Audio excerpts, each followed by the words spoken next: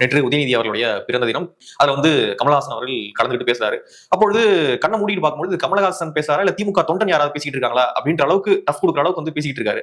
So இருட்டை பார்த்து பயப்பட வேண்டாம், உதயம் வரும், உதயநிதியும் வருவார், அவருக்கான பாராட்டு விழா நம்ம நடத்துவோம், அப்பொழுது இந்த அரங்கெல்லாம் பத்தாது அப்படின்னு சொல்லிட்டு லிட்டரலா ஒரு திமுக எப்படி பேசுவாரோ அதை தாண்டி வந்து கமலஹாசன் அவர்கள் ஸ்கோர் பண்ணிட்டு இருக்காரு அந்த மேடையில. சோ எப்படி பாக்குறீங்க? தமிழ் மக்களும் அரசியல நம்ம கேர்ஃபுல்லா இருக்கும்.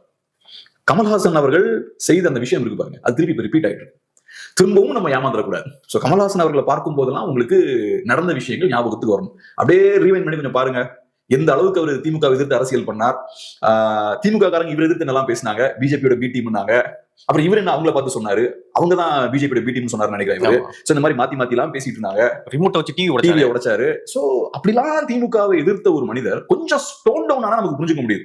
கம்ப்ளீட்டா இறங்கி போய் திமுக காரனை விட திமுக அதிகமா பாராட்டி பேசுறாருன்னா இது சம்திங் ஃபிஷி மங்கல, ஏதோ சில சிக்கல்கள் இந்த கதையில இருக்கு. சோ அதனால இதை நீங்க கேர்ஃபுல்லா பார்த்துக்கணும். இது மாதிரி திரும்பவும் நடந்துடக்கூடாது. சோ நீங்க திமுக எதிர்ப்புன்னு நம்பி அவருக்கு ஓட் போடுறீங்க, அவர் கம்ப்ளீட்டா திமுக எதிர்ப்பை தூக்கி போட்டுட்டு இந்த பக்கம் வந்து நிக்கிறாரு, திமுக ஓடே வந்து நிக்கிறார். சோ திரும்பவும் இது நடந்துடக்கூடாது. இது திரும்பவும் நடக்கிறதுக்கான வாய்ப்பு இருக்கு. இப்ப ஏறக்குறைய அதே மாதிரி ஸ்கிரிப்ட் இப்ப போய்கிட்டு இருக்கு தமிழ்நாட்டுல. கமல் இப்ப பண்ண வேலையை விஜய்ன்ற ஒருத்தர் பண்ணிட்டு இருக்காரு. திரும்பவும் நம்ம ஏமாந்துடக்கூடாது. சோ அந்த புரிதல் வேணும், அது ரொம்ப அவசியம். இவங்க அரசியல் கரெக்டா ஒரு சூடு பிடிக்கக்கூடிய காலத்துல எலெக்ஷன் கிட்ட வரும்போது ஒரு கட்சி அப்படின்ற ஒரு விஷயத்தை ஆரம்பிக்கிறாங்க.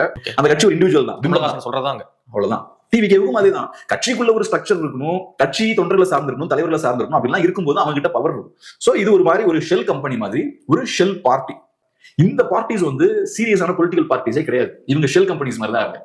இவங்களோட ரோல் என்னன்னா, ஒரு 2 எலெக்ஷனுக்கு இவங்களை யூஸ் பண்ணி அதை தூக்கி போட்டுவாங்க. இவங்களோட தோற்றம் எங்க இருந்து வருதுன்னா, இன்னைக்கு அரசியல்வாதிகள் கையில ஏகப்பட்ட பணம் இருக்கு. அதனால இந்த மாதிரியான ஷெல் கம்பெனிஸ் மாதிரி ஷெல் பார்ட்டிஸ் உருவாகிறதுக்கான ஒரு சூழலும் தமிழ்நாட்டுல இருக்கு. உலகம் முழுக்க பாத்தீங்கன்னா சினிமா இண்டஸ்ட்ரியை பொலிட்டிஷியன்ஸ் பெரிய லெவலில் கண்ட்ரோல் பண்ணுவாங்க. அது எல்லா இடத்துலயுமே இருக்கும். இந்த சிஸ்டமோட பார்ட்டா இருக்கக்கூடிய ஒரு இண்டிவிஜுவல் நம்பி போறது பெரிய ரிஸ்க். ஏன்னா அவங்க இந்த சிஸ்டமோட பார்ட் அண்ட் பார்சல். கமலஹாசன் அவர்கள் 50 இயர்ஸ் அவர் இந்த சிஸ்டம்ல டிராவல் பண்ணிருக்காரு, 50ல கூட டிராவல் பண்ணிருக்காரு. அப்படி இருக்கும்போது திடீர்னு ஒரு நாள் ஒன் ஃபைன் மார்னிங் இதெல்லாம் நான் மாத்தணும் உங்களுக்கு அந்த எண்ணம் வர. அதனால நான் எப்பவுமே சொல்றது ட்ராக் ரெக்கார்டை பாருங்க.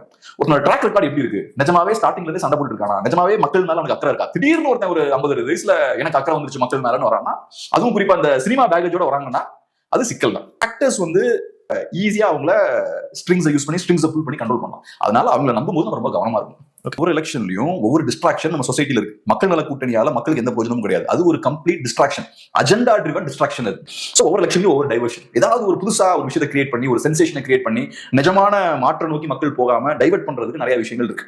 2016 நீங்க சொன்ன மாதிரி மக்கள் நல கூட்டணி, 2021 கமல்ஹாசன், இப்ப புதுசா இப்ப பெரிய பிளேயர் ஒருத்தர் இறங்கியிருக்காரு விஜய். இப்ப குணம் சார்ந்த விஷயம். சோ நீங்க அதை மாத்த முடியாது. இந்த கட்சிக்கு ஸ்டார்டிங்ல இருந்து அந்த கேரக்டர் இருக்கு, கிளியர் கட்டா டிஎம்கேவோட நலன்களை பாதுகாக்கக்கூடிய வேலையை தான் அவங்க பார்த்துட்டு இருக்காங்க.